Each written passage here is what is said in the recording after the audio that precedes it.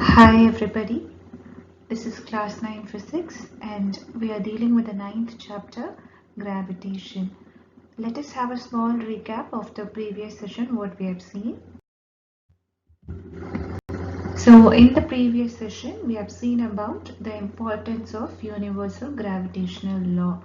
So we know what is universal gravitational law. So it is the force which attracts every other objects in the universe, which is directly proportional to the product of the masses, and it is inversely proportional to the square of the distance between them. So importance, this gravity is only important for tides and even as the solar as the planets moves around the sun. For all these, the universal law of gravitation plays a very major important role. Then we have seen about free fall. So that is nothing but the acceleration due to gravity of the earth. And we have also found an expression, derived an expression for the acceleration due to gravity of the earth, that is small g is equal to capital Gm by r square. In today's session, we are going to calculate the value of this acceleration due to gravity of the earth, and we will find what happens to the motion of the objects when they are under the gravitational force of the earth. Suppose if they are going to be a heavy and light object, what happens to them? Then the major and important thing is we're going to see the difference between mass and weight. So let's move on to today's topic. So first one, we are just going to calculate what is the value of the acceleration due to gravity of the earth here. So already we have derived this equation. So that is small g is equal to gm by r square. So we are just going to substitute the values of the physical quantities which are in the equation. So the first one is capital G, it's universal gravitational constant, and it is a constant which will never change at all. So the gravitational constant value is 6.7 into 10 power minus 11 Newton per meter kilogram square. Then capital M is the mass of the earth, so that is also a constant. The mass of the earth will not change. So the mass of the earth is also 6 into 10 power 24 kilogram. Then the radius of the earth is r. So radius of the earth also won't change. So the radius of the earth is 6.4 into 10 power 6 meter here. So when we substitute all these values in the above equation, g is equal to gm by r square, and we calculate it, we get the acceleration due to gravity of the earth here. Okay, so this is how they have found the acceleration due to gravity of the earth. So by substituting the values of this universal gravitation constant and mass of the earth and radius of the earth only, they have found this value here. So it's not just like that, they have found this acceleration due to gravity of the earth. So they have taken by calculating this value, and at the few points what happens is, for calculation purpose, this 9.8 can be taken as 10 meter per second square also.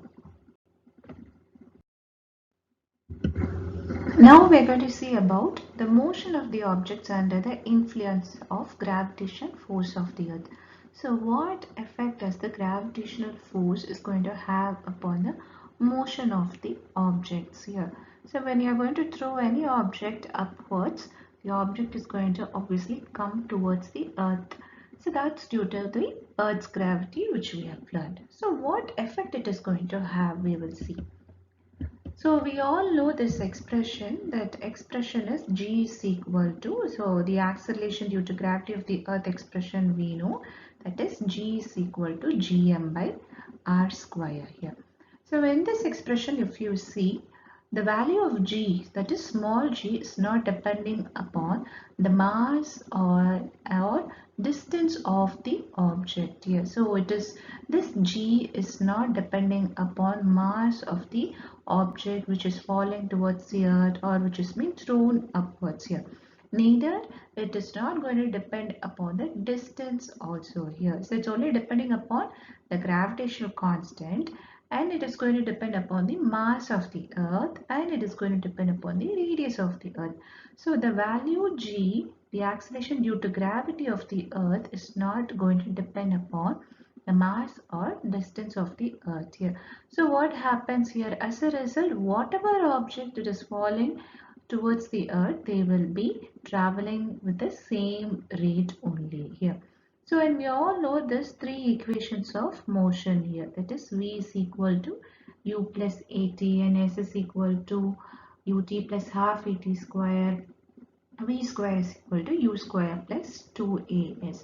So what happens is, so to calculate the velocity, what for calculating the velocity or displacement, what we do is this acceleration will be changed to the acceleration due to gravity of the earth, small g here. Okay, so this happens whenever any object, they say that it is going to accelerating towards the earth here.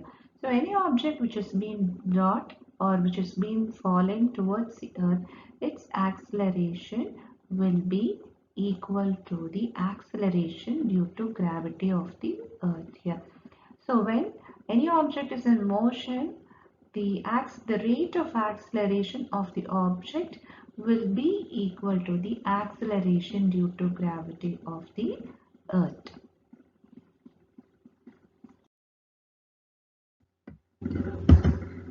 From the previous slide, we have got an idea that the acceleration due to gravity of the earth is not going to depend upon the mass of the object or the distance of the object.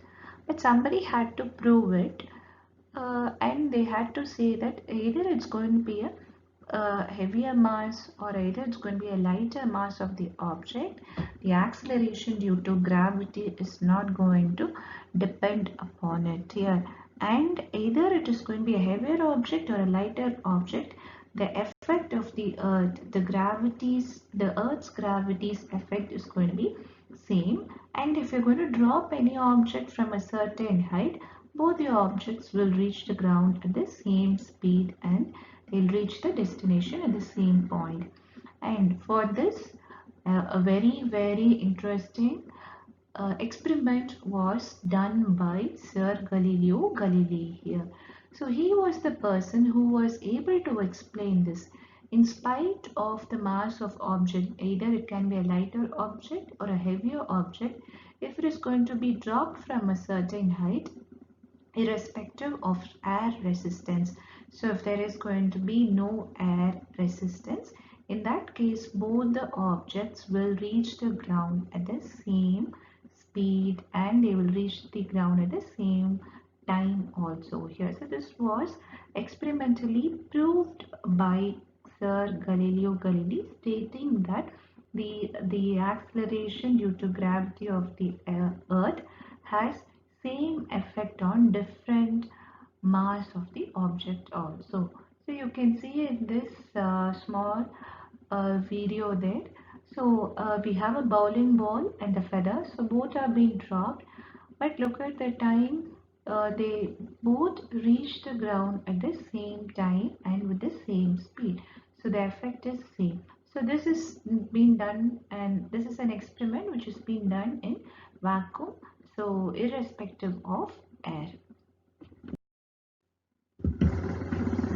And based upon this, Sir Galileo Galilei framed a law, that is the law of falling bodies, and it is going to depend upon the Earth's gravity here. So how did Sir Galileo Galilei, he did the experiment is he just dropped two stones of different weights from the Leaning Tower of Pisa here.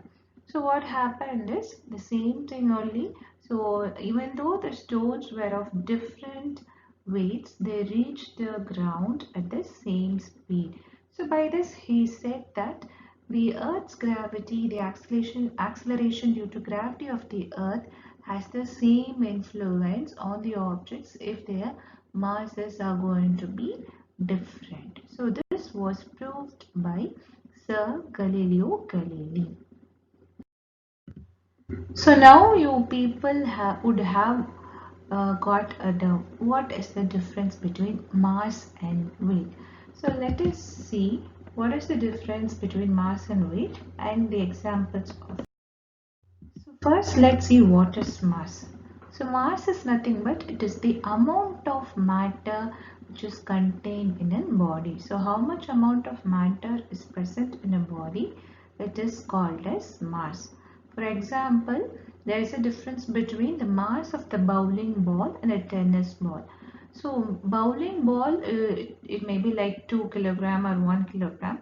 A tennis ball may be like of 50 gram, not even 50, maybe a 20-gram ball. So how much amount of matter is contained inside an object or a substance, it is called as mass.